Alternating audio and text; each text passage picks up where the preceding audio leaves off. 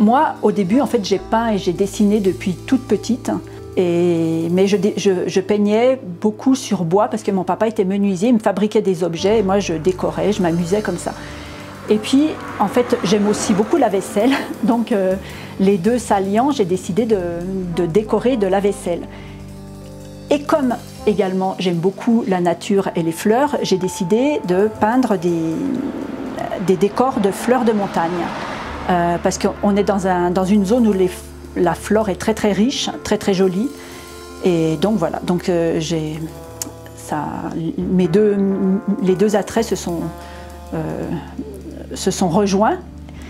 Et donc par exemple ça c'est un chardon bleu, donc c'est une des fleurs emblématiques de montagne qui est très vue, très reconnue, qui est spécifique. Donc moi j'achète mes supports, hein, j'achète toutes mes porcelaines blanches et je les décore. Donc la peinture sur porcelaine, c'est une peinture qui s'applique uniquement sur porcelaine et sur faïence. C'est une peinture professionnelle. Alors moi, j'ai pas appris, hein, je suis entièrement autodidacte, donc je dis pas qu'au départ j'arrive à un résultat comme ça, mais bon, petit à petit, ça donne ce genre de choses. Là, par exemple, pour faire mon chardon bleu, je travaille par couleur, par dégradé. Donc là, au début, le premier jour, je vais faire le bout des petits piquants du chardon.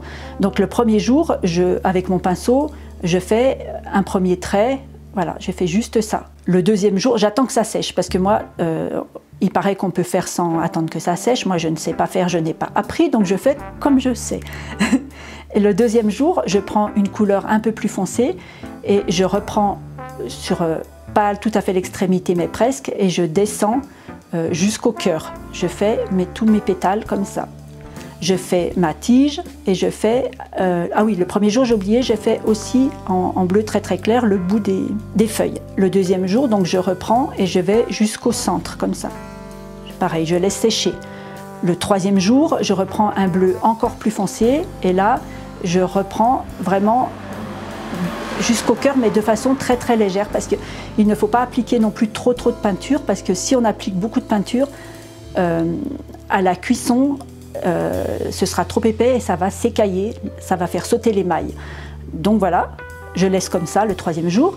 Le quatrième jour, je reprends le bleu que j'avais le deuxième jour, je refais le cœur. Et l'avant-dernier jour, je prends du vert et là, je fais tous les petits points de vert dans mon cœur, un petit peu sur ma tige, un petit peu sur mes feuilles. J'ai fait aussi mon liseré donc avec le bleu et le vert au fur et à mesure. Le dernier jour, avant de cuire, je reprends toutes mes pièces parce que c'est jamais net au départ et la peinture sur porcelaine, il faut que ce soit très net pour que ce soit très fin, quoi. Donc le dernier jour, en fait, je prends une plume de calligraphie et je renettoie tous mes décors. Donc par exemple, là, chaque petit picot que j'avais fait en vert, je